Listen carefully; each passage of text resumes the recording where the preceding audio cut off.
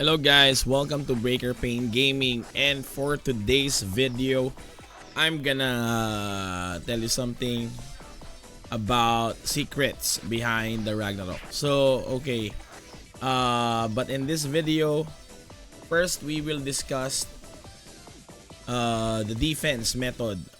So kasi napapansin nyo lately yung mga whales, they are just in for all attacks. And yeah, it seems that everyone knows that attack here is the most important thing na palakasin, no?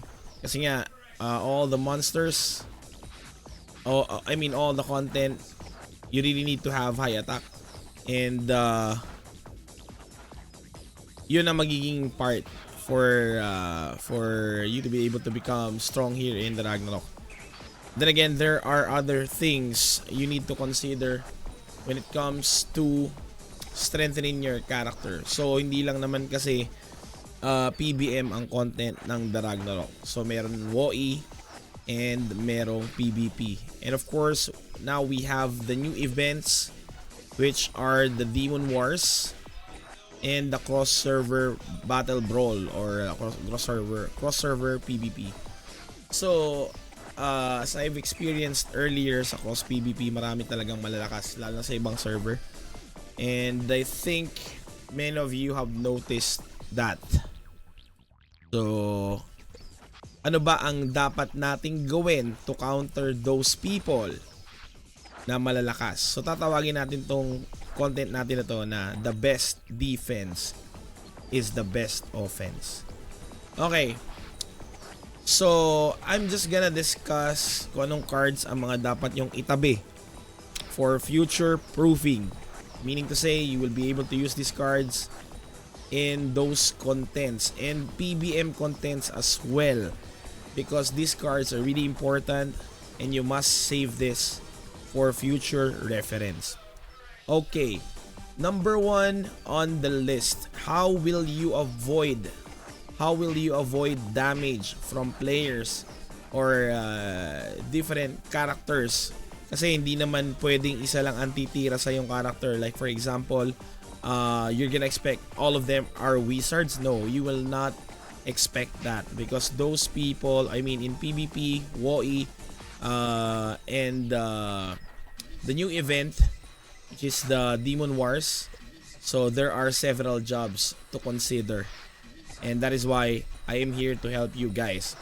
Okay, so this guide is for all types of players. I mean all classes of players, like if you are free to play, low spender, mid spender, or even whale or kraken. Okay, so let me tell you what armors or armor cards you need for your character.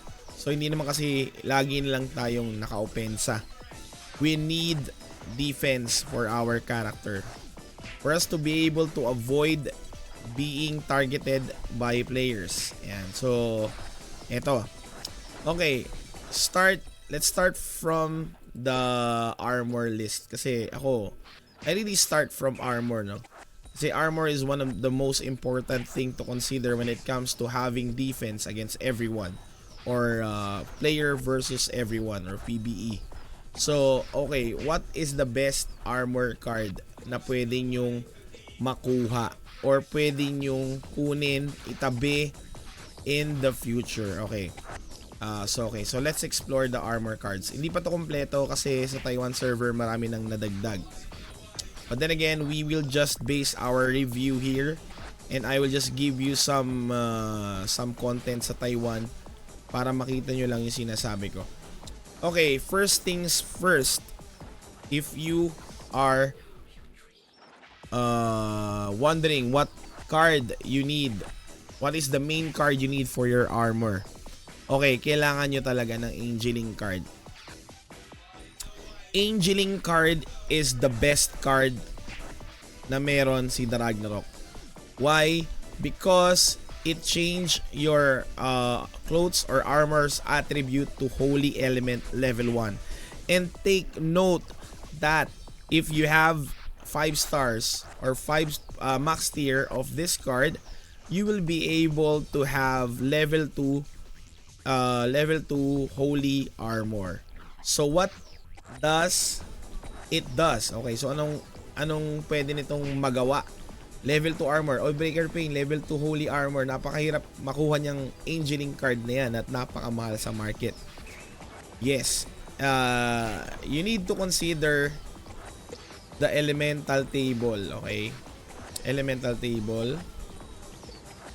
So as you can see, when it comes to holy level 1, minus 25% ka sa water, earth, fire, and wind.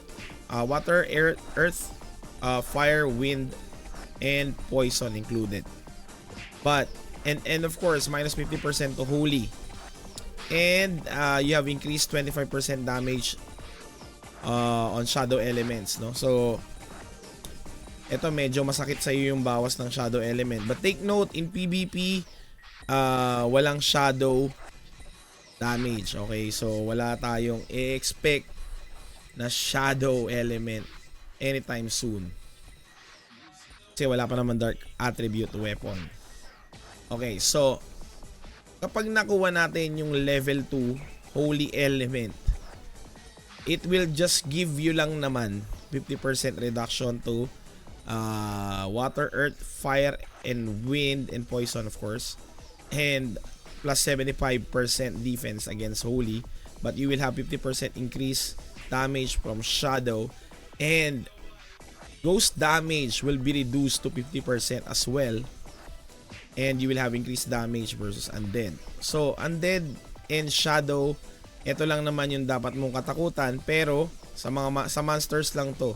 I mean PBM, you will not use this armor of course, because when you fight shadow monsters, it will increase, or they will increase their damage to 50%, or even undead. Okay, so alam niyo naman, pwede namang alisin yung mga cards, depende na lang sa kinakalaban yung mga monsters sa PBM. But in terms of PvP, man, this is the best card for you to have. Isa pa lang yan, okay? So one card down for armor, isa lang yan ha. So let's just look for another armor card na importante dito sa game na to. But take note, you can equip GR card or ghostling card and angeling card at the same time. So do take that in mind. Kahit pwede silang i-stack, hindi sila gagana, okay? Okay, so next card. Pero you can do experiments ha. You can do experiments if you want to. But then again, hindi naman pwedeng dalawang element armor ng card. So hindi yan pwede rito. Hindi yan magpapatong. Okay, so next is the ghost ring card. But then again, this card is only for PBM.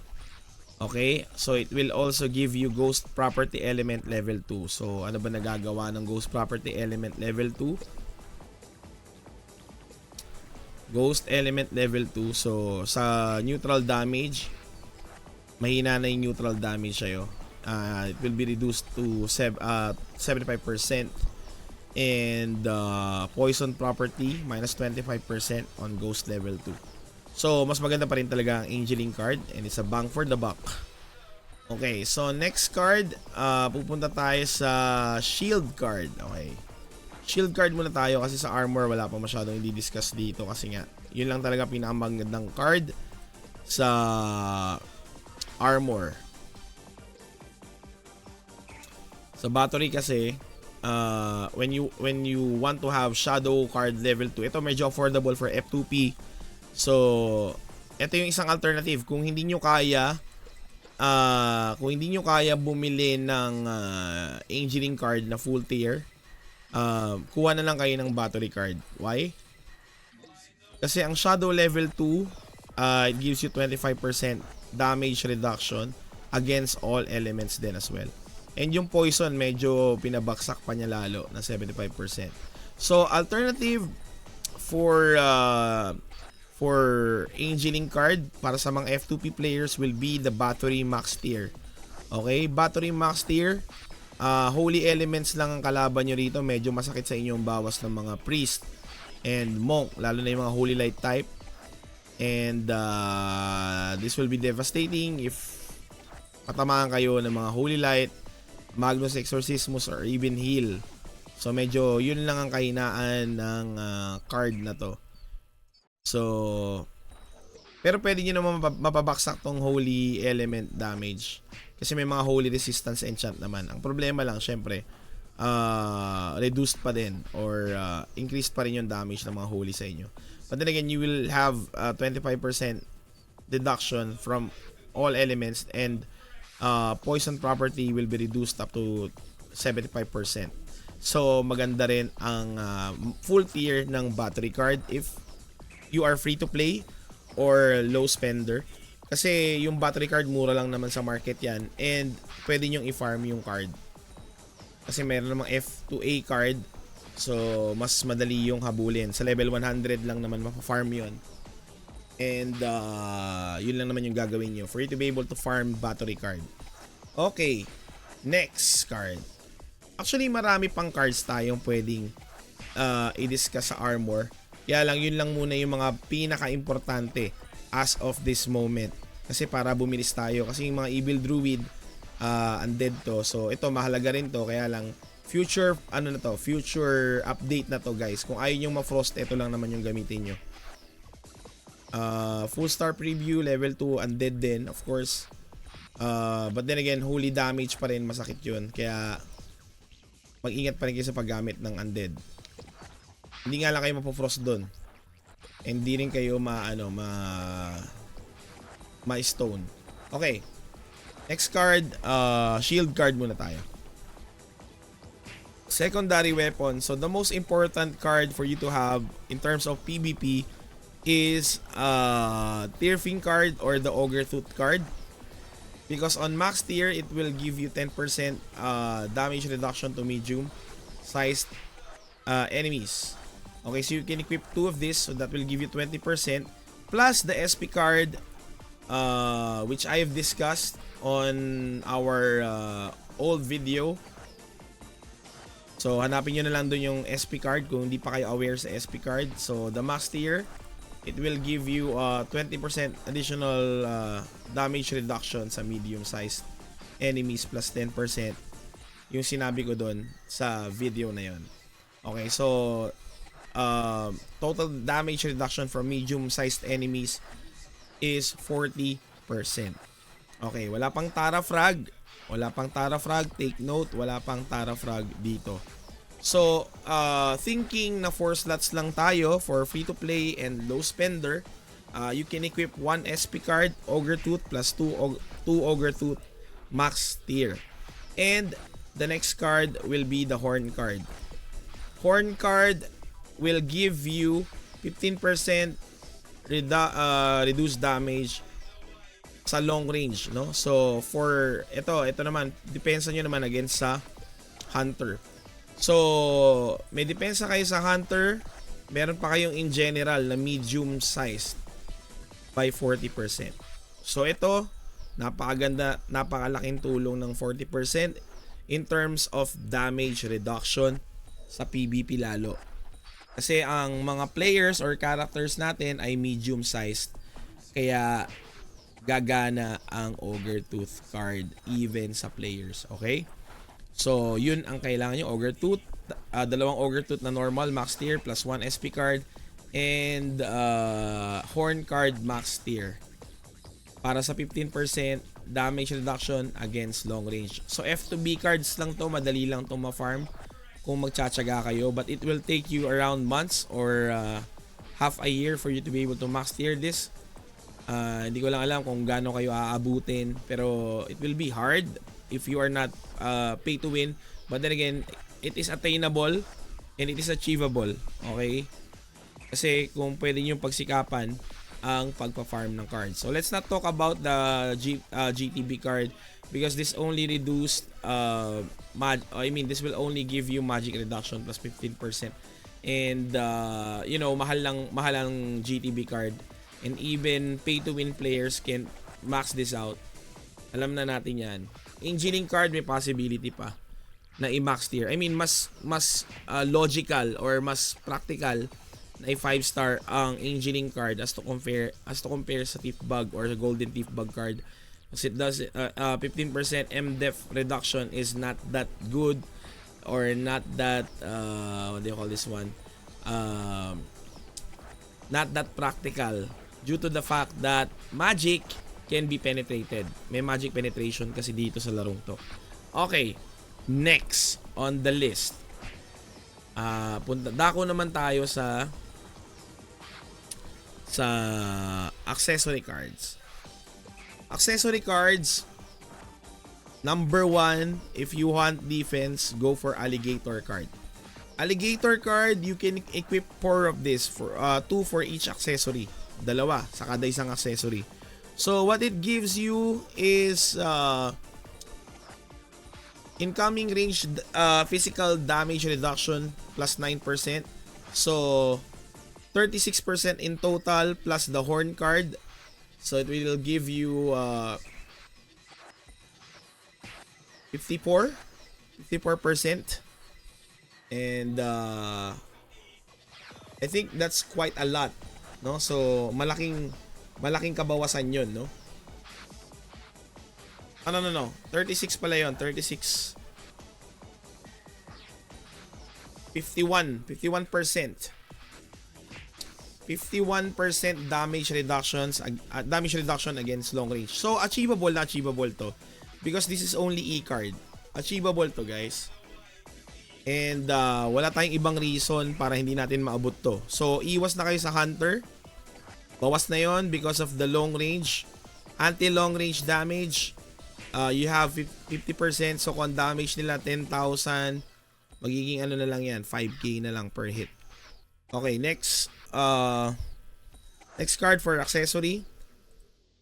Yo-yo card is one of the most important card na pwede nyong pwede nyong asahan in terms of perfect dodge. Since critical is concerned, perfect dodge can save your life because perfect dodge or crit dodge ang tawag namin dito. Ang problema lang natin sa yo-yo card, mababa lang yung yung perfect dodge added perfect dodge kahit max tier na siya kasi mahirap talaga dito yung perfect dodge. Wala pa yung mga item for perfect dodge dito kasi yung dagger na yun, kailangan nyo yun. Ewan lang natin kung ilalabas dito yung perfect dodge dagger. Let's find out in the future updates. But then again, yo-yo card is also a good investment because you can equip 4 of this. It will give you around 4 perfect dodge kasi dalawa, 1% each accessory. So 2% pala. Okay, so 2% perfect dodge for each accessory. So yan, isa na yan. Other cards, hindi na yan masyadong mahalaga kasi wala naman silang masyadong magandang dagdag and it will not help you in terms of PvP. Pero itong tarot card, guys, may MDef reduction to. Yung SP card nito, okay? Yung SP card tarot, required din tong makuha nyo. So, madali lang makuha yung SP card tarot card. SP card na tarot. Kaya mag-ipon na kayo ng tarot cards. I-5 tier nyo lang siya para ma-change nyo na sa SP card. Okay, next. Dako naman tayo. Teka nga pala, no, wag muna tayo mag-skip sa tarot, no. Importante 'yan kasi yung tarot card will give you max tier 3% magic damage reduction. So 6%, dalawang accessory pwede yung equip 'yan. Max tier na SP card. Then alligator card, pwede na yan. And yo-yo card for perfect dodge. Next on the list will be Cloak card, of course. Okay, dito maraming cards na pwede kayong equip. But the most important card that you want to invest on if you are free to play, mid spender, low spender is the Ragnarok card. Why? Because this has an SP card form. And the full star preview of this is 15% neutral damage reduction. Ngayon, ang SP card nito, medyo pinababa lang yung reduction niya ng 10%, pero meron siyang kakaibang dagdag. Ang dagdag nun, syempre, di-discuss na lang natin sa susunod, pero sasabihin ko sa inyo yung effect ngayon. Ang dagdag niya, max tier, so 10% reduction against neutral damage, and spell damage, magic damage, or increase physical damage and magical damage by 2.5%. So nag-i-stack siya up to 4 stacks. So it will give you 10% increase physical and magical damage. 10% guys. And it will last for 20 seconds. So activate lang siya ng activate. So meron ka ng defense sa cloak mo. So 15, 15, 30 plus 10, 40, and additional 10% physical and magical damage sa SP card ng Ragnarok card. So that is around let's do the math. 30, 40. 40% damage reduction against neutral. Okay? So marami na tayong damage reduction, okay? Mamaya kukumputin natin lahat yan. Iisa-isahin natin yan. Gagawa lang ako ng notepad. Although hindi nyo na makikita tong notepad ko. Then again, I will just give you some computations. Then next, you can choose if you want to have 100% defense against neutral attacks. Okay, since I have told you that Ragnarok neutral damage, this one is neutral attack. Okay, neutral attack. And this one is also neutral reduction. So even though iba-iba sila, pare-pareho lang yan. Huwag kayong malilito. Pare-pareho lang yan guys. Okay? So kung free to play, though spender, you can invest on Orc Baby card. So 10% at max tier, free plus 10, and if your cloak is refined to plus 9, additional 10%. So that will give you 70% plus the Ragnarok and SP card, thinking na 4 slots ang inyong slots or 5 stars, depende sa inyo, bahala kayo. If you are pay to win or non-pay to win.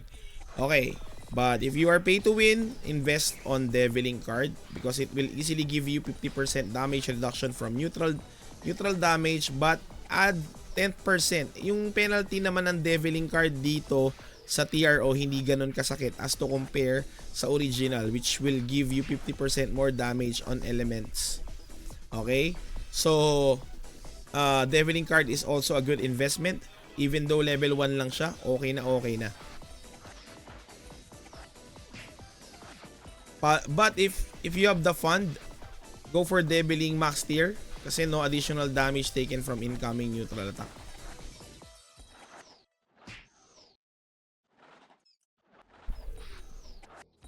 Mali. Wait lang. Mukhang mali yung pagkakaintindi natin. Okay, the Deviling card is not a defense card here in this game.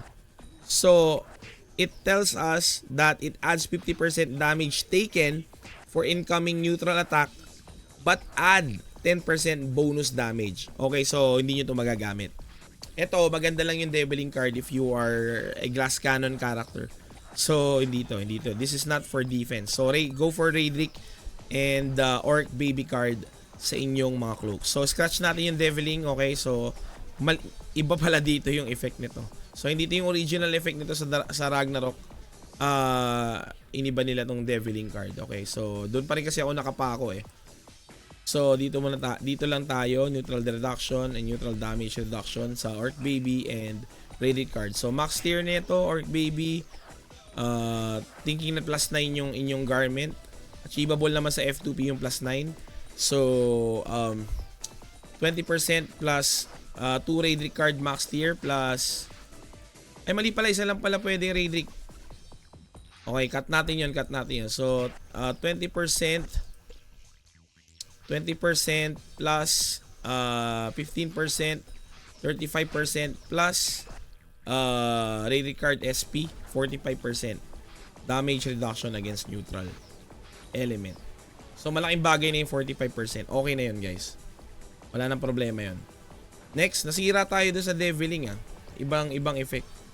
Okay, next card. Footgear.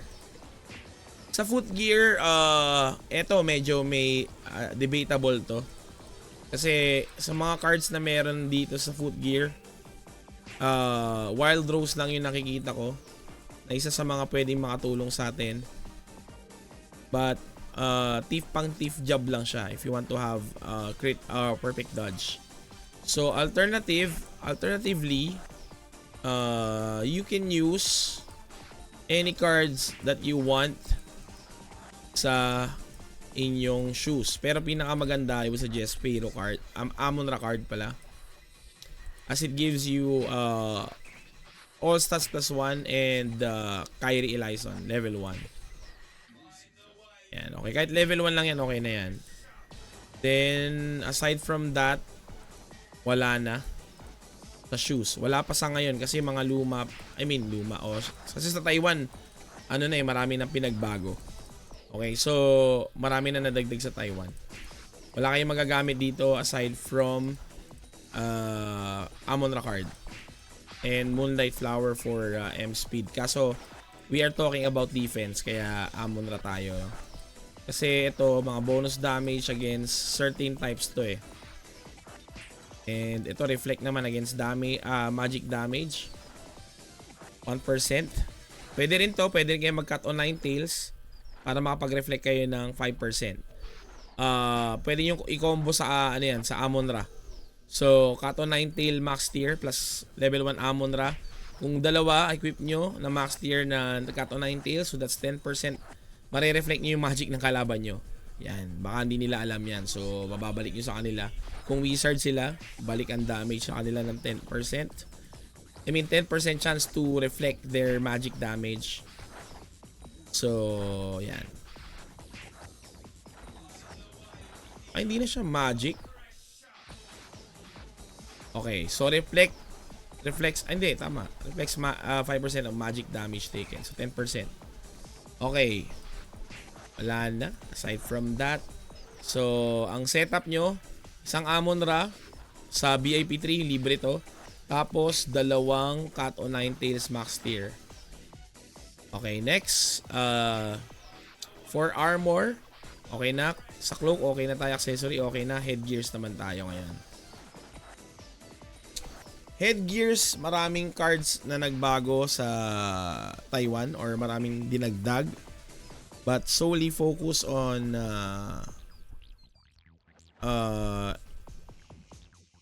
hanapin natin kung meron dito.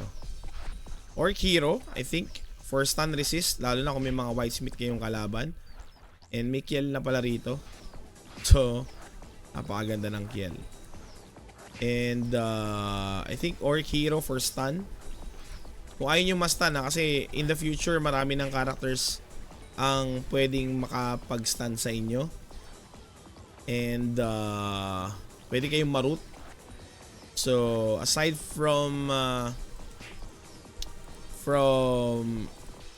Orc Hero card, you can also use, tingnan natin kung nandito yung card na yun.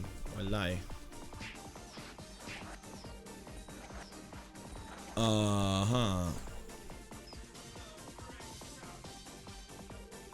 Okay. You can also, if you are free to play, you can use Stalactic Golem. Stalactic Golem will give you 14% times 2 is 28. So, tatlo yung headgear natin, tatlong headgear parts natin. So, sa Stalactic Golem nyo, 28, 28, 28, kayo nang balang maggumawa ng math. Kung ilang percent ang stun resist nun. Okay, so ako na magmamat nga para sa inyo. Para hindi kayo mahirapan. Okay, 28% times 3 is equals to 84%. So, parang mas maganda pa siya sa Orc Hero. Although, itong Orc Hero, isang slot lang kakainin. Stalactic Golem, dalawa in every accessory, in every headgear part. Upper, mid, and lower part. Then, aside from that, wala na tayong pwede magamit. Okay. Although, itong Elder Willow natin, may SP card. Pwede kayong kumuha ng SP card. Elder Willow, guys. Kasi meron din yung additional. But then again, diniscuss na natin yan sa mga previous videos natin. Elder Willow card. May additional defense din yan. Nabigay. Okay. It is also a must. Kahit yung dagdag niya. Kasi it will give you 3% physical damage immunity. So that's 9% sa tatlo. At max tier, yung SP card ng Elder Willow. So physical damage immunity, tatlo. Ang dami na natin, no? So we have physical damage immunity 9% max tier Elder Willow, 45% neutral damage reduction from Ragnarok card plus Orc Baby and Ragnarok card SP. Then we have 51% long range damage reduction from Alligator card from 4 Alligator card plus Horn card max tier. Then we have 50% damage elemental reduction from Angeling card max tier, or 25% elemental damage reduction from Battery card max tier. So mamimili na lang talaga kayo, guys. And for the shield pala, no, so we have 15, 10, 30, 40, 40%. Wait. Ako yung SP card. Wait lang, guys, para sure ball tayo. 20%. Yeah. 20% plus 50% damage reduction against medium from max tier times ogre tooth plus SP card ogre. So yun pa lang yung nako-compute natin, ha. 9% physical damage immunity from max tier Elder Willow, 45% neutral damage reduction from Ragnarok card plus Orc Baby plus Ragnarok card SP. Max tier lahat yan, guys, yung sinasabi natin. So 51% long range damage reduction from 4 Alligator card max tier plus Horn max tier, Horn card. Then 50% elemental reduction or 25% elemental reduction from Angeling card 1 tier and max tier. Then 25% elemental damage reduction from Battery card max tier. For free to play yon. Then we have 50% damage reduction against medium from max tier 2 times Ogre Tooth plus SP card Ogre Tooth. So yung SP card, guys, future update yan. Pero ngayon pa lang sinasabi ko na sa inyo para alam nyo na. Okay, next. Marami pa. Hindi pa tayo tapos. Okay. Baka may nakaligtaan lang ako. Check ko lang yung sa mga cards natin, ha. Primary, secondary. Sa primary kasi wala naman dito. Okay, wala tayo. Puro attack yan eh. Okay, doon pa lang tayo. Dito pa lang tayo sa cards. Okay, hindi pa tayo tapos. Next, we will go to weapons. Weapons. Kita kaya dito? Sandali. Tingnan ko kung kita rito. Okay, weapon. Ano bang weapon ang kailangan? As we all know guys, combat knife is the best weapon for defense. Lahat ng character pwede itong combat knife. Teka, check natin kung pwede sa lahat. All jobs ba to?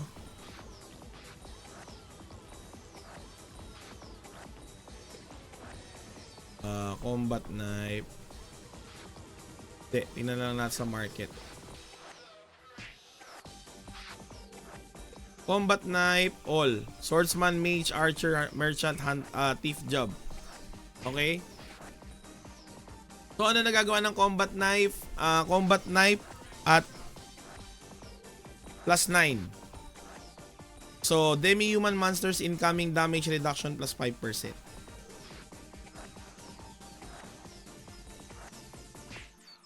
So medyo mahina ang combat knife. But then again, it will still give you 5% damage reduction.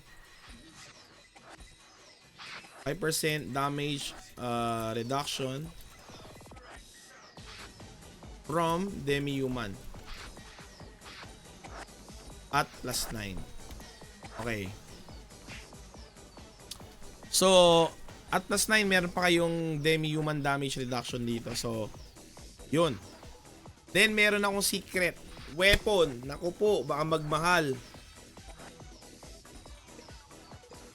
Pero I mean, sige, wag natin ilahat to. Wag natin ilahat dito kasi sa next video naman yung iba. So, yun muna ang aking i-discuss ngayon, no? So those cards will help you with most PvP. Kung meron kayo talaga nito nung mga sinabi natin na cards, I think hindi kayo masyadong madadamage in terms of PvP. Hindi kayo mababawasan. Pero makaka-damage kayo sa kanila. Okay? Makaka-damage kayo sa kanila, hindi nila kayo mababawasan ng ganon kalakas. And kung gusto niyo mo 100% yung mga elemental yung mga elements or yung mga elemental reduction, pwede kayong gumamit ng mga juices. Kasi ang mga juices po natin ay may mga silbi po yan in terms of element, no? Juices. Saan yung mga juice natin? May juice ba ako rito? Yata akong juice. Pero may buko juice. Teka. Buko juice. Coconut juice will give you plus 25% reduction to fire damage. And if you are a blacksmith guys, merong skin tampering na tinatawag. So hindi na kayo mababawasan sa fire. Merong mga additional elemental damage reduction coming from cards na katulad ng Jack card. For example sa Cloak, no? We have the Mist card, of course. Saan na ba yung Jack? Meron dito yung Jack eh. Wait lang. Jack. Fire. So, max tier. 14%. So, pwede yung 100% guys. Yung mga elements. Kung gusto nyo lang naman. But then again, I would not suggest. Kasi sayang sa slot to eh. Meron pa pala ako isang card na hindi nabanggit na ko, nawala sa utak ko. Then again, ano nga yun? Sa armor card pala. Wait lang. Ito pa. Argiope card. Poison. Kasi ang poison guys, wala kang kahinaan yan. So, according to the elemental table, ang poison level 2, wala kang kahinaan. But then again, syempre, wala ring reduction. Aside sa poison. Okay, so do keep in mind, pangontra lang yan sa mga assassin na nag-enchant poison. Pero hindi na yan yung gagamitin nyo kasi may engineering card na mas better. And battery card na mas okay sa mga free-to-play. Okay, so yun muna yung discussion natin, no? Tandaan nyo lang na itong mga sinabi kong cards, dapat to lahat max tier. Kaya naman yan in the long run. Kung magtatagal pa kayo sa TRO. At ako ay magtatagal pa, sigurado yan. Kasi mas masarap kasi guys pag marami kayong alam, lalo sa mechanics and sa mga computation in terms of defense and offense. By the way, meron palang Tara card sa ano sa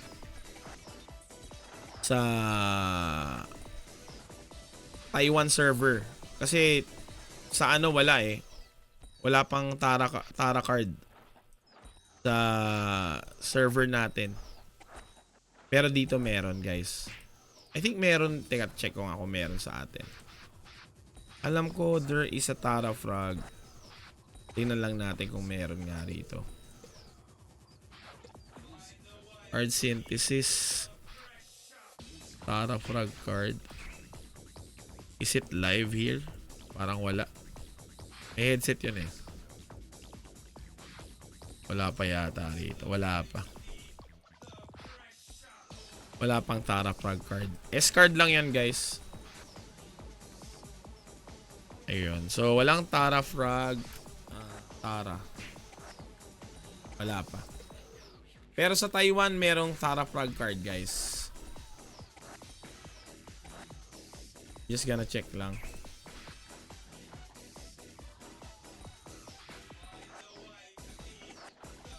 Tara frog. Yeah, meron. Sa shield siya, sa shield. 12% damage reduction against demi-human. Okay, yun. Okay, so sana may natutunan kayo sa ating content. Pag meron kayo ng mga cards na sinabi natin, guys, matik yan. Mahina na ang damage sa inyo kahit ng mga pay to win players.